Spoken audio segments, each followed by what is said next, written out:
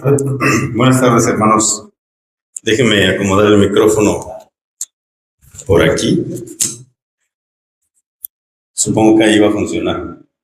Bueno, tengo poca batería en mi celular, así que el mensaje va a durar según lo que dure la batería de mi celular. Entonces, posiblemente 15 minutos. No sé. Muy bien, hermanos, qué gusto estar otra vez con ustedes. Estamos bastante contentos por lo que el Señor está haciendo aquí, por medio de la predicación del Evangelio de Lucas. Ya vamos avanzando, poco a poco vamos yendo hacia adelante. Hoy estamos en el Evangelio de Lucas, en el capítulo 5, versículos 1 al versículo 11. Entonces, vamos a ver un mensaje que le puse como título El llamamiento de Pedro. Ustedes seguramente cuando leamos se van a dar cuenta que Pedro no es el único llamado en este pasaje. Hay otros hombres que son llamados también, pero Lucas, por alguna razón, pone más detalles sobre Pedro. Seguramente porque, como ya en diversas ocasiones hemos dicho, Lucas, por lo menos en los acontecimientos que él narra en el evangelio que él mismo escribió, no estuvo presente, ¿verdad? Entonces hizo una investigación exhaustiva para poder tener todos estos datos, y seguramente una de las personas, o posiblemente una de las personas a las cuales se acercó a preguntar, con la cual podía obtener información, a preguntar detalles y datos, es posible que era uno de ellos Pedro. Entonces, seguramente Pedro puso énfasis en las cosas que él vivió de manera muy personal. Y es por eso que Lucas pone mucho énfasis en el llamamiento de Pedro. No así en el libro de los Hechos, que sí, Lucas, en muchos pasajes del libro de los Hechos, él estuvo allí. Estuvo presente con el apóstol Pablo y con otros de los discípulos, y entonces él se incluye en la narración o en la narrativa. Pero bueno, vamos a dar lectura. Entonces dijimos que este mensaje es el llamamiento de Pedro. Ya hace una semana se estuvo hablando acerca de la autoridad de Jesús, ¿verdad? Él muestra su autoridad, llega a Capernaum, está predicando y de repente la gente se está asombrando porque él enseña con autoridad, y de repente llega un chavo allí. ¿Y qué es lo que está pasando con este chavo? Dice que estaba poseído por un demonio inmundo. Y el Señor Jesucristo, diciendo algunas palabras, le saca el demonio a este hombre, se va hablando con autoridad y el demonio lo deja, dice, sin hacerle daño.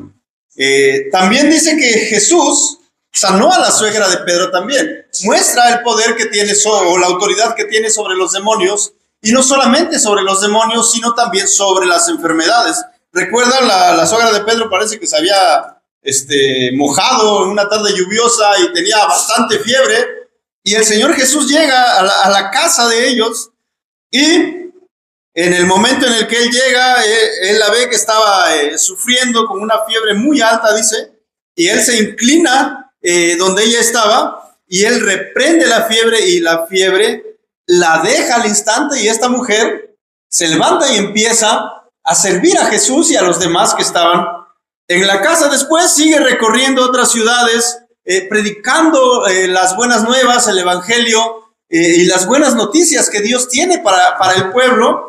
Y así es como llegamos al capítulo 5, versículos 1 al 11. Vamos a leer y luego vamos a orar, y ya entramos en la enseñanza bien rápido. Entonces, Lucas, Evangelio de Lucas, capítulo 5, versículo 1 al 11, dice de esta manera: Aconteció que mientras la multitud se agolpaba sobre él para oír la palabra de Dios, estando Jesús junto al lago de Genezaret, vio dos barcas que estaban a la orilla del lago, pero los pescadores habían bajado de ellas y lavaban las redes.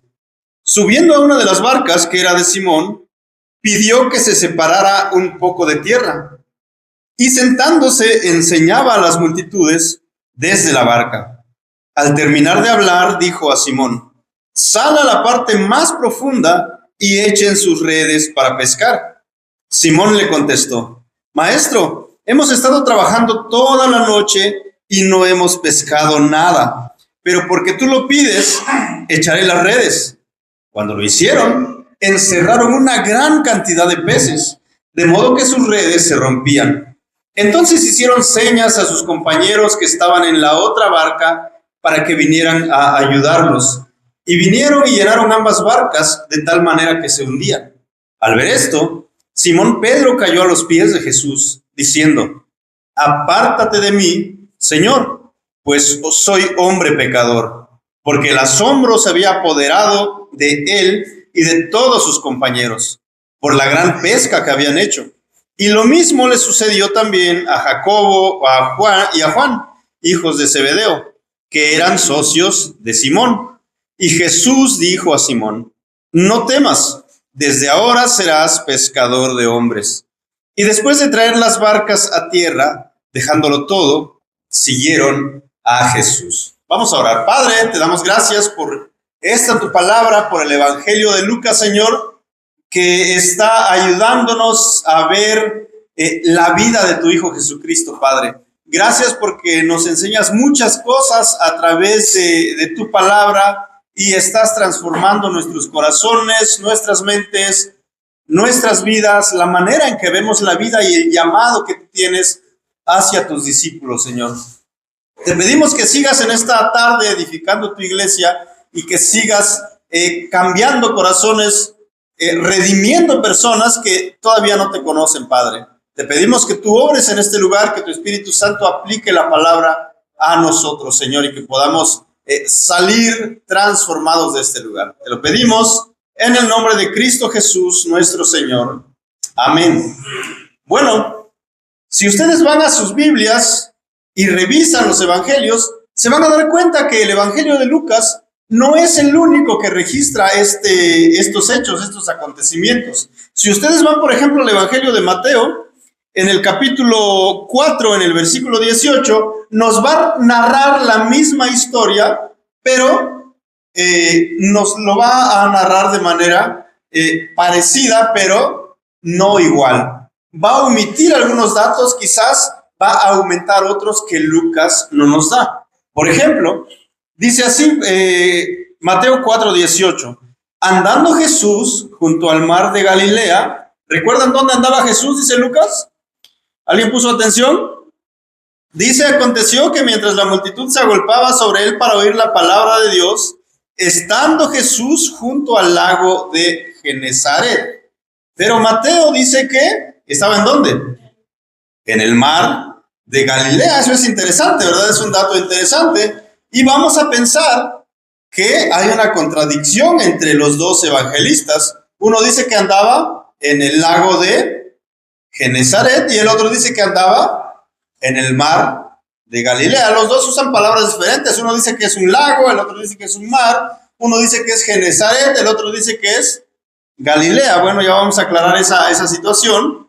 Pero dice luego: vio a dos hermanos, Simón, llamado Pedro, y Andrés, su hermano, echando una red al mar. Lucas omite la información del hermano de Simón, ¿verdad? Él solamente dice que vio a unos hombres que estaban allí, y creo que Andrés ni siquiera es mencionado en el relato de Lucas, cosa que sí hace Mateo. Después dice, porque eran pescadores, y les dijo: vengan en pos de mí, y yo los haré pescadores de hombres. Entonces ellos, dejando al instante las redes, lo siguieron. Omite totalmente que la gente se agolpaba y se amontonaba para escuchar la enseñanza de Jesús. Omite que Jesús se subió a la barca de Pedro, o de Simón, que es el mismo personaje, y desde allí les enseñaba. ¿Verdad? Esos datos Mateo no los da. Pero dice: y pasando de allí, Jesús vio a otros dos hermanos, Jacobo, hijo de Zebedeo, y Juan, su hermano, en la barca con su padre Zebedeo, remendando sus redes, y los llamó. Y ellos, dejando al instante la barca y a su padre, lo siguieron. no es el único lugar donde se narra esta historia, como ya dijimos, ya lo encontramos en Lucas, ya lo encontramos en Mateo, y el Evangelio de Marcos también nos va a contar la misma historia. Dice en el capítulo 1, versículo 16, mientras caminaba junto al mar de Galilea. Entonces parece que Lucas estaba equivocado, ¿verdad? Porque Mateo dice que ¿en dónde estaba? En el mar de Galilea. ¿Y Marcos en dónde dice que estaba? También en el mar de Galilea. Entonces ya estamos 2 contra 1, ¿verdad? Híjole, qué rara situación. Bueno, seguimos leyendo. Predicando el Evangelio de Dios, el tiempo se ha cumplido, decía. No, estoy equivocado, estoy arriba. Bueno, dice, al mar de Galilea vio a Simón y Andrés, hermano de Simón, echando una red en el mar, porque eran pescadores. Y Jesús les dijo, vengan conmigo y yo haré que ustedes sean pescadores de hombres. Dejando al instante las redes, ellos lo siguieron. Yendo un poco más adelante, Jesús vio a Jacobo, el hijo de Zebedeo, y a su hermano Juan, los cuales estaban también en la barca, remendando las redes. Al instante los llamó, y ellos, dejando a su padre Zebedeo en la barca, con los jornaleros se fueron con Jesús. Entonces, el que más datos nos da es Lucas. El que más datos nos da de los acontecimientos es Lucas. Él dice que estaban en la barca, la gente se amontonaba, querían escuchar a Jesús. Jesús le dice a Simón, hazte un poco más adentro del agua para que yo pueda enseñar desde este lugar. Pero vamos a tratar de aclarar eso que parece o aparentemente o que aparenta ser una contradicción más bien. Lo dijimos, el lago de Genesaret, dice Lucas, el mar de Galilea, dice tanto Mateo como Marcos. ¿Cuál es la explicación? Bueno, la explicación es simple, que este mar de Galilea o este lago de Genesaret era conocido con varios nombres. Era llamado mar de Galilea, aunque realmente no era un mar, sino era más bien un lago, pero era conocido como el mar de Galilea, era conocido como el lago de Genesaret, era también conocido como el mar de Tiberias o de Tiberíades, y también era conocido como el lago Kineret o Cineret. Entonces, por lo menos el mismo lugar tiene 4 nombres. Entonces, no hay contradicción, simplemente las personas lo conocían por diferente nombre. Entonces, ¿qué es lo que pasa? ¿Qué es lo que sucede? Punto número 1. Jesús enseña desde la barca. Versículos 1 al versículo 1 al versículo 3. Punto número 1. Jesús enseña desde la barca. Vamos a leer otra vez el capítulo 5 de Lucas. Aconteció que mientras la multitud se agolpaba sobre él para oír la palabra de Dios. Recuerden que la fama de Jesús cada vez era más y crecía y crecía y crecía cada vez más.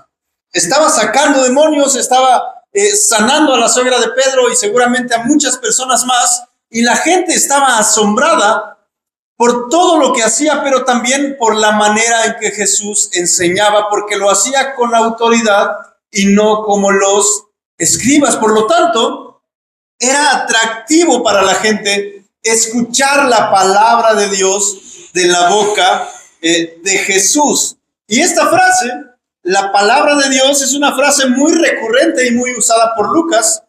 No solamente en el Evangelio de Lucas, sino también en el libro de los Hechos. Por ejemplo, si nosotros vamos a Lucas capítulo 8, en el versículo 11, Lucas va a usar esta misma frase. Hablando acerca de la parábola del sembrador, él dice, la parábola dice, es esta, la semilla es la palabra de Dios.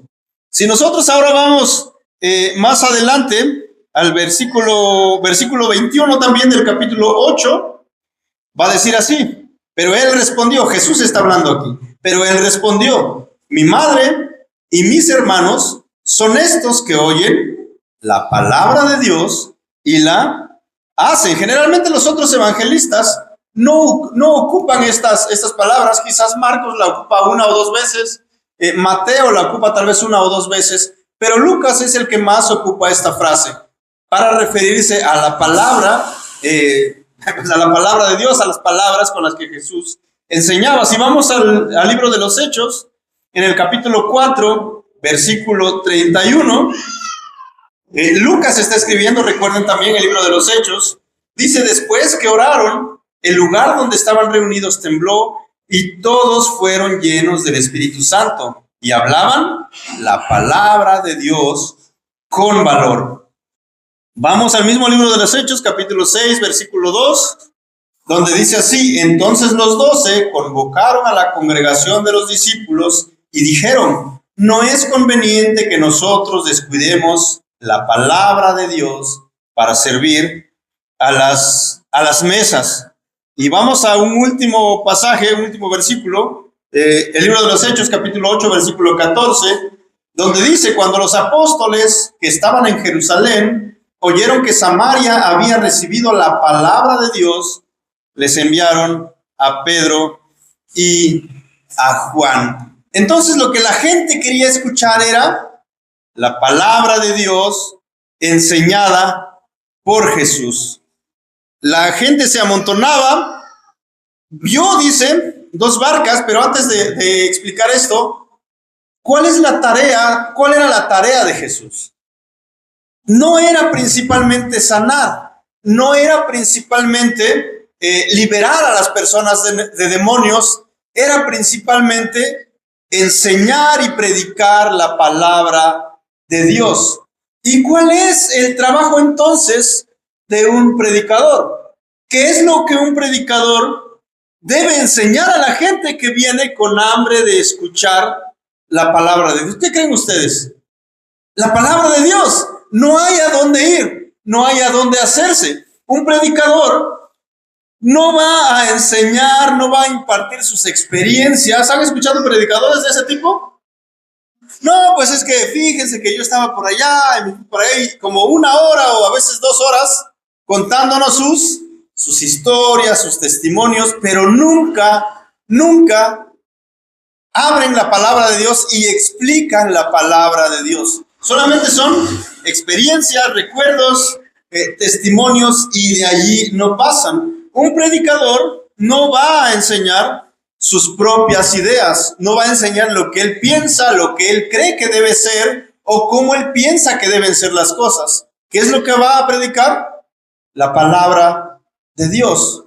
Porque es lo que va a ayudar a la gente, es lo que va a edificar a la iglesia y es esa palabra de Dios con el evangelio de Cristo lo que va a traer salvación a las personas. Cuando te toque en algún momento compartir, cuando te toque en algún momento si eres un varón y estar aquí en el púlpito, ¿qué es lo que vas a predicar?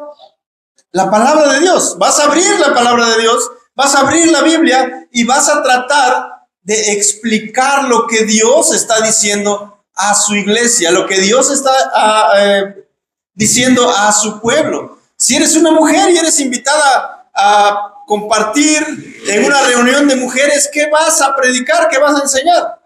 La palabra de Dios. No vas a enseñar otra cosa, por supuesto. Vas a usar ilustraciones, quizás alguna historia, quizás te pasa como a mí, que en el momento te acuerdes de una película para ilustrar la enseñanza, vas a hacerlo, pero principalmente tu enseñanza va a venir de la palabra de Dios, de un mensaje que salga de este libro que tenemos y que la gente pueda ser edificada por medio de eso. Entonces la gente venía porque quería escuchar la palabra de Dios. La gente viene aquí, ¿por qué? Porque necesita escuchar la palabra de Dios. Y eso es lo que tratamos de hacer siempre. Y todos los que vengan aquí necesitan tratar de hacer siempre lo mismo. Compartir nada más y solamente la palabra de Dios, lo que Dios ha dejado escrito. Versículo 2. Estaba Jesús allí junto al lago de Genezaret, vio 2 barcas que estaban a la orilla del lago, pero los pescadores habían bajado de ellas y se lavaban y lavaban las redes. ¿Qué es lo que estaba sucediendo? La jornada de trabajo ya había terminado, ya había culminado. Dicen los comentaristas que las redes estaban hechas con un material que si las redes se dejaban así nada más, sacadas del mar y se dejaban por ahí amontonadas, dicen que el sol las resecaba y muy fácilmente se rompían. Por lo tanto, el trabajo de los pescadores, después de haber pescado esos peces, era vaciar, y después de eso, como punto final de su jornada, era lavar las redes para que quedaran bien resguardadas y no les sucediera nada. Así como los maestros albañiles, ¿qué es lo que hacen cuando ya están dando casi las 6 de la tarde? Se empiezan a apurar, y ¿qué hacen? Lavan sus palas, lavan sus botes y dejan todo limpio. De la misma manera los pescadores, el final de su jornada era dejar sus redes limpias y en orden para volverlas a usar a la siguiente noche, porque generalmente la pesca no se daba en el día, sino durante toda la noche. Y ya es un dato que luego Lucas nos va a dar. Entonces, dos barcas, un lugar que se usaba para trabajar, y que esa noche, especialmente esa noche, había sido un lugar donde estos hombres pescadores habían experimentado y se habían sentido fracasados. ¿Saben por qué? Porque no habían pescado nada, absolutamente nada. Posiblemente ni un solo pez habían sacado esa noche. Vayan al texto ahí en el Lucas 5:2. Vio 2 barcas que estaban en la orilla del lago, pero los pescadores habían bajado de ellas y lavaban las redes. Subiendo a una de las barcas, que era de Simón, que es el mismo Pedro, pidió que se separara un poco de tierra, y sentándose enseñaba a las multitudes desde la barca. Entonces Jesús, viendo que estas barcas ya habían sido ocupadas durante la noche, que no estaban ya en función, vamos a decirlo así, para pescar, le pide a Simón el favor de que hazte un poquito más para allá, para que la gente no pueda llegar a donde yo estoy, y desde este lugar les voy a enseñar. Generalmente, ¿en donde los rabinos judíos enseñaban? En la sinagoga, ¿verdad? Era el lugar por excelencia donde la gente venía y escuchaba la ley que Dios había dejado. Era el lugar predilecto para enseñar. Pero es raro que Jesús no lo hace de esa manera. Ya lo hizo antes, ¿verdad? Llegó a la sinagoga, sacó el rollo del libro de Isaías, o le dieron el libro del rollo de Isaías, y empezó a explicarles, ¿verdad? Y dijo, esta palabra se ha cumplido hoy delante de ustedes. Pero ahora era un lugar diferente. Estaba en la orilla del lago de Genesaret, o del mar de Galilea, con mucha gente queriendo escuchar, unos hombres que se sienten fracasados en ese momento porque no han pescado nada, por lo tanto no hay provisión para su familia en ese día. Y él les dice, métanse un poquito, quiero enseñar desde la barca. Qué lugar tan extraño, ¿verdad? Saben, muchas veces a los que nos dedicamos, a los que el Señor nos ha dado la oportunidad de poder predicar y enseñar su palabra, si no es desde el púlpito, desde adelante de todos, es como que, híjole, yo quiero ser popular y quiero enseñarles desde aquí, desde el púlpito. Pero si me dicen, por favor, hermano, puedes ir a ver a una familia y visitarla y compartir algo de la Biblia, es como que, hombre, es que esto no es valioso, casi nadie me ve, casi nadie me escucha, es incómodo, ¿verdad? Nosotros, ¿qué queremos como hombres? Ser vistos, ser escuchados, popularidad, fama quizás. Entonces, si no es desde el púlpito, no quiero este ministerio. Me voy mejor a otro lugar donde sí me dejen hacerlo desde donde yo quiero, desde donde todos me ven. No fue así el caso de Jesús. Por supuesto, había un montón de gente queriendo escuchar, pero él no le importó el lugar. Él dijo, ¿hay una barca? Bueno, me subo a la barca. Y no lo hizo porque quería verse más alto que los demás, sino porque de esa manera no se le venían encima, ¿verdad? De esa manera no lo empezaban a asfixiar, sino se alejaba para que todos pudieran escucharlo. Es una enseñanza importante para nosotros. No importa en dónde estemos. Lo que importa es que podamos compartir la palabra de Dios. Si hay una persona, gracias a Dios. Si hay 20 personas, gracias a Dios. Si hay 100 personas, gracias a Dios. Siempre va a ser lo mismo. ¿Por qué? Porque estás predicando lo que Dios te ha mandado a predicar. Solamente la palabra de Dios, el lugar, el momento, la hora, la circunstancia no es importante. Lo importante es atender al llamado de Dios. Dice más, el versículo 4 al 7, vamos a ver otro punto, el segundo punto.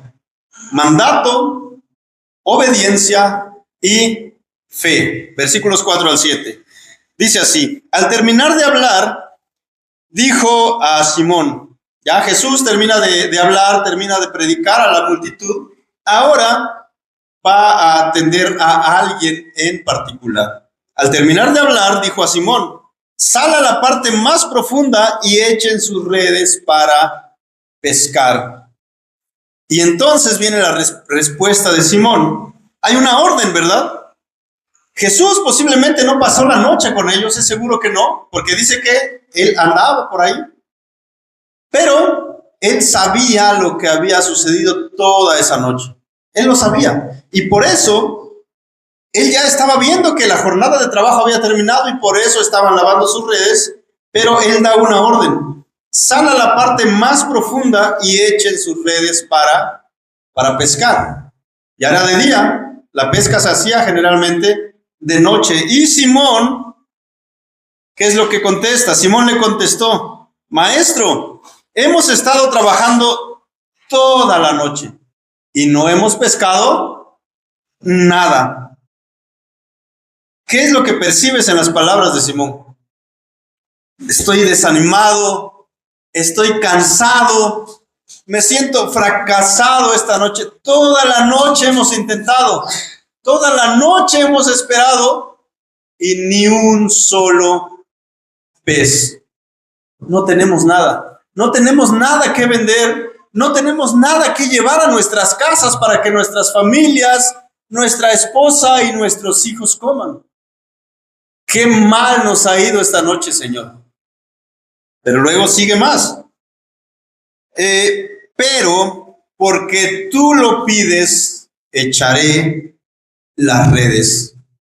Hay un mandato. Hay una respuesta quizás de desánimo. Pero también hay obediencia y hay fe. ¿Cuál es el mandato de Jesús? Echen las redes. Vete más al fondo y echa las redes. ¿Cuál es la obediencia de Pedro? Echaré las redes. ¿Cuál es la fe? Pero porque tú lo pides, lo voy a hacer. Toda la noche lo he intentado, no he podido, pero porque tú lo pides, maestro, voy a hacerlo una vez más. Voy a intentarlo una vez más. Y el versículo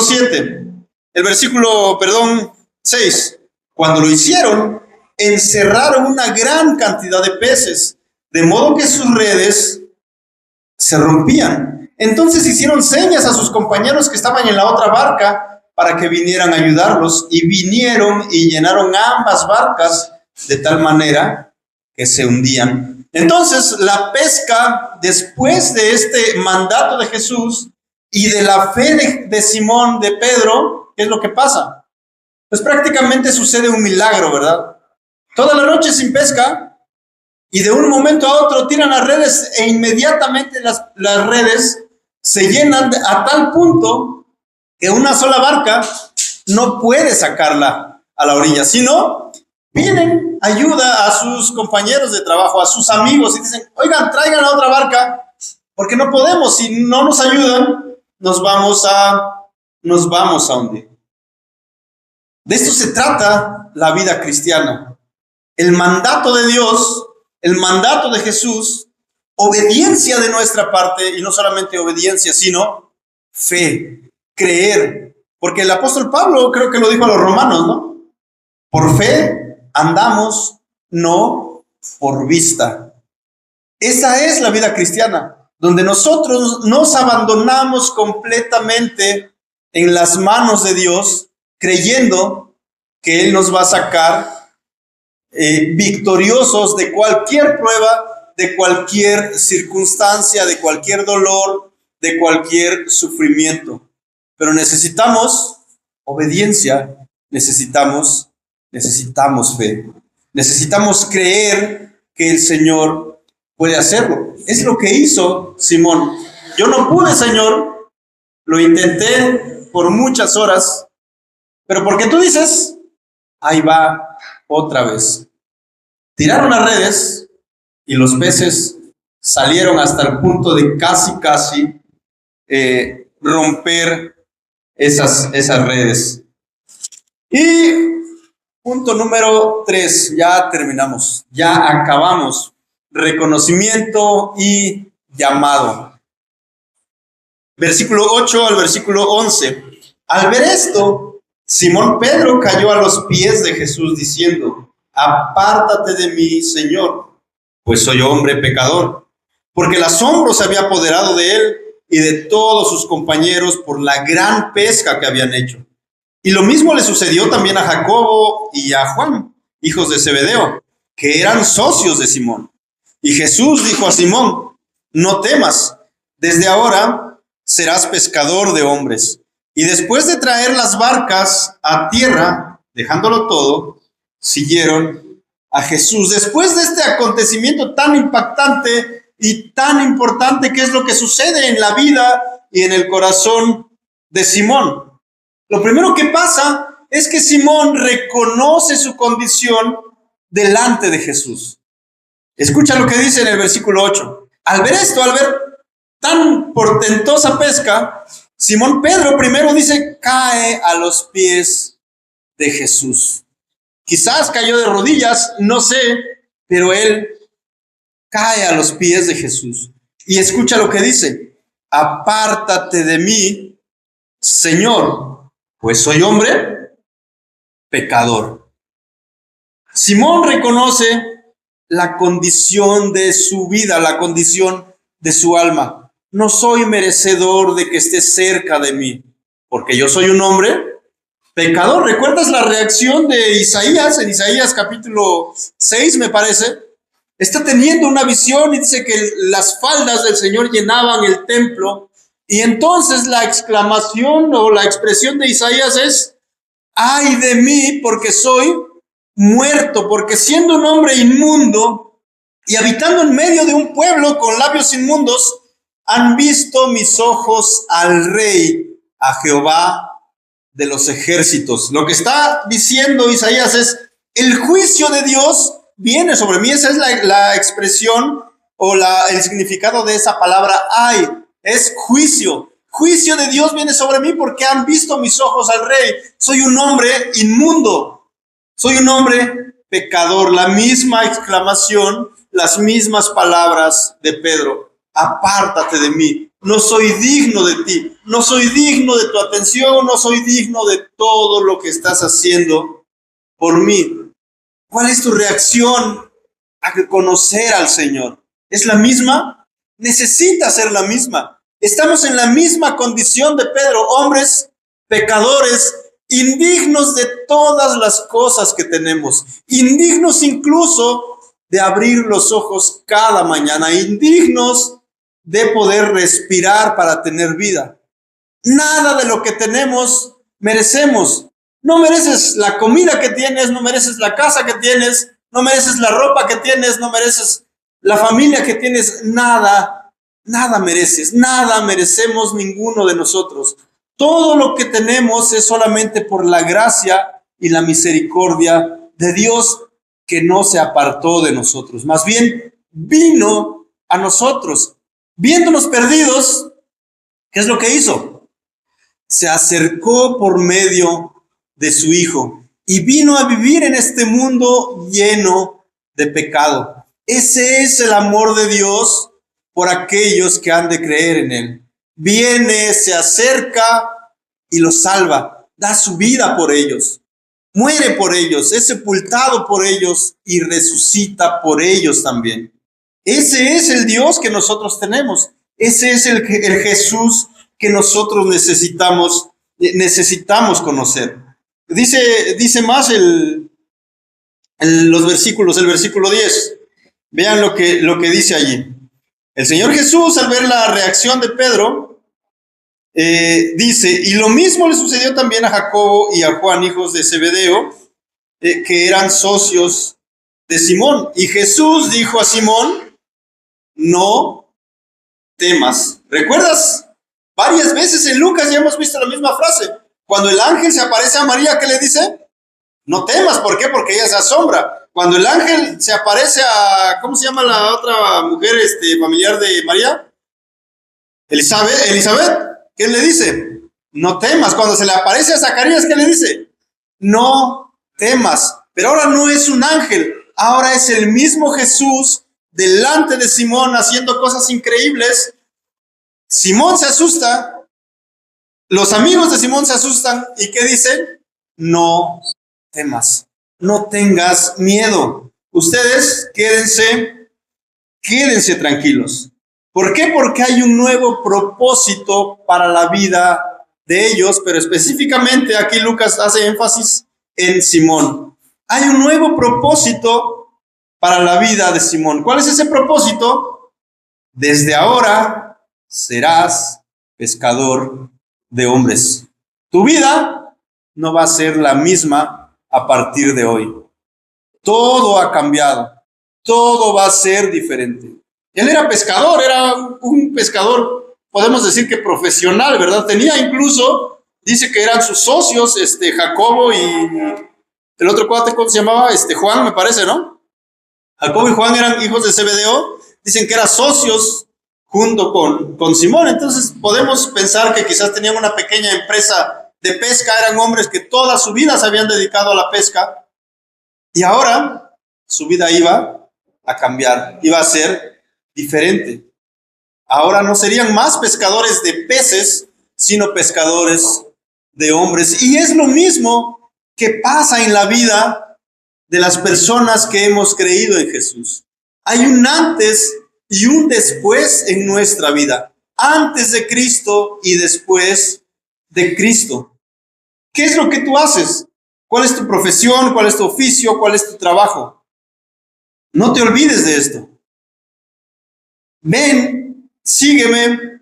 Tu vida es diferente ahora. Desde ahora vas a ser pescador de hombres. Ese es el llamado para todos. ¿Sí lo recuerdan? Vayan y hagan discípulos. Ellos son nuestra meta. La gente que no conoce a Cristo son nuestros peces.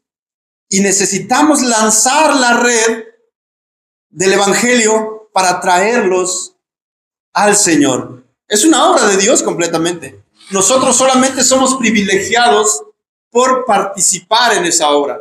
Nosotros lanzamos las redes, pero ¿quién hace que los peces entren? Dios. Dios trae a los peces. Ese es nuestro trabajo. Lanza la red y Dios va a hacer lo demás. A partir de hoy, Pedro, Simón, vas a ser un pescador de hombres. Y lo último, versículo 11. Pedro y sus compañeros comienzan un viaje sin retorno. Versículo 11.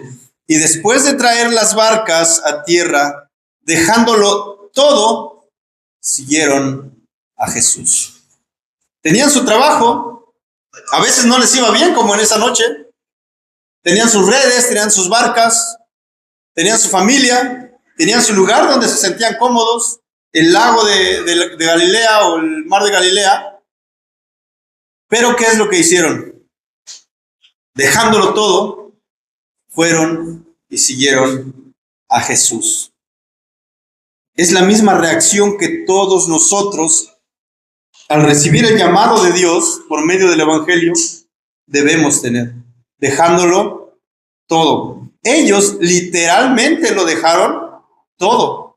Y fueron a donde Jesús fue. Pero si se dan cuenta, nunca preguntaron. No dijeron, ¿y a dónde vamos? ¿A dónde seguimos? ¿Qué vamos a hacer? ¿Cuál va a ser nuestro trabajo? ¿Cómo vamos a mantenernos? ¿Tenemos familia? ¿Tenemos hijos? ¿Qué va a ser de ellos? No hubo preguntas. No cuestionaron, simplemente obedecieron. Dejándolo todo, siguieron a Jesús. Eso es un verdadero creyente, eso es un verdadero discípulo que no cuestiona, que quizás siente temor al pensar, ¿y ahora qué voy a hacer? Si sigo a Jesús, les voy a contar una anécdota interesante. Esas ya se las conté, no recuerdo. Pero cuando creí en el Señor, dije, me gustaría ir a estudiar al Instituto Bíblico. Entonces, varios de mi familia trataron de convencerme, ¿no? Porque, por supuesto, no iba a ir al Instituto Bíblico cerca, ¿no? Dije, voy a ir al Ecuador, sale lejos de México, ¿verdad? Y entonces, una de esas personas que me trató de convencer era mi hermano, ¿no? Este cuate, pues le gusta leer bastantes libros y se sabe varias historias también. Y me dijo, ¿pero por qué te vas? Dice, te voy a contar la historia de un hombre que se fue, dice, y buscaba un tesoro por varios lugares, varios países. Y cuando regresó, dice, sin esperanza ya porque viajó tanto buscando tesoros que nunca encontró. Y dijo, bueno, como última posibilidad voy a escarbar debajo de mi casa. Cuando empezó a escarbar, allí encontró el tesoro. Y trataba de decirme, o sea, no necesitas ir tan lejos para buscar algo que puedes tener cerca, ¿verdad? Y le dije, sí, pero es que a mí me gustaría, y pues es el único lugar que he conocido, no conocía más, que donde enseñan la Biblia. Bueno, y al final me dijo, bueno, y después, ¿y qué vas a hacer después? ¿Te vas a vestir como Jesús, con una túnica, y vas a salir a predicar como él? Desanimando, no vayas, no te va a ir bien. ¿Qué vas a hacer luego? ¿Cómo te vas a mantener? ¿En qué vas a trabajar? Pero cuando el discípulo ha creído en Jesús y el Señor le da convicción de su llamado, ¿qué es lo que hace? Lo deja todo y sigue a Jesús. El llamado es igual para todos. Ahora nosotros no tenemos que dejar nuestra casa, ni nuestra familia, ni nada de eso. Porque por la gracia de Dios podemos servirle en el lugar en donde estamos. Podemos ser pescadores de hombres en el lugar en donde estamos, con nuestra familia, con nuestros vecinos, con nuestros compañeros, con nuestros alumnos, como por ejemplo Eliezer y demás. Podemos hacerlo aquí. El llamado sigue siendo radical, sigue siendo a dejarlo todo, a dejar nuestras comodidades, a dejar lo que conocemos muchas veces, pero quiero que escuchen estos versículos que hablan también acerca del llamado de Jesús a sus discípulos. Vayan al Evangelio de Mateo, capítulo 8, en el versículo 22.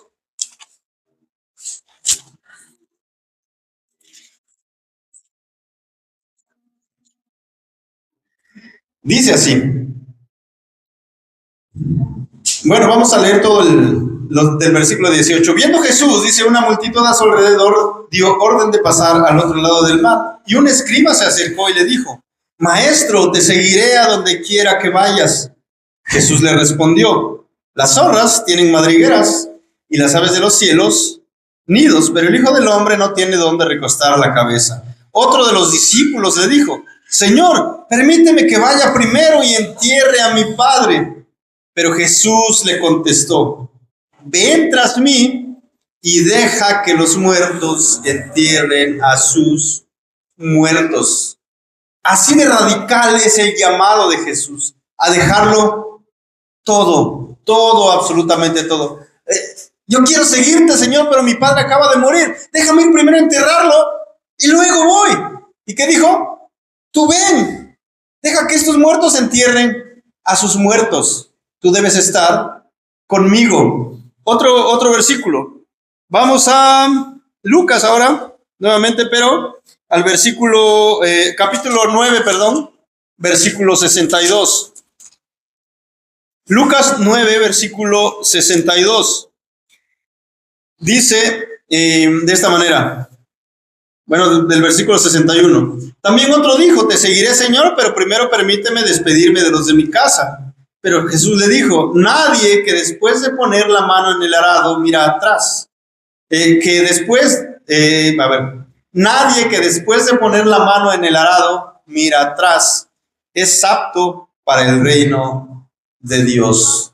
Una vez que quieres seguir a Jesús, no mires atrás. La meta es hacia adelante. No hay manera de abandonar a Jesús una vez que has comenzado el recorrido. Ese es el llamado para Pedro, ese es el llamado para Jacobo, para Juan, para el apóstol Pablo y para ti también, para todos los que estamos aquí. ¿Quieres seguir a Jesús? Sigue a Jesús. Hay mucha más bendición en seguir a Jesús que en seguir tus propios sueños y tus propios deseos. Él te da el poder, Él te da la capacidad, Él te da la fuerza. Déjalo todo y sigue a Jesús. Deja tus redes y sigue a Jesús ahora. Vamos a orar. Padre, te damos gracias por el Evangelio de Lucas. Gracias porque nos animas, nos exhortas, nos reprendes por medio de tu palabra, Señor. Te pedimos que nos des valentía para seguir a Jesús sin contemplaciones, sin preguntas, sin cuestionamientos, entendiendo que es lo mejor que podemos hacer como hombres, Padre, como mujeres, como jóvenes, incluso como niños, Padre. Te pedimos que el Espíritu Santo nos convenza y que podamos entregar nuestras vidas totalmente en las manos de Cristo, Señor. Y en su nombre te damos gracias, Padre. Amén.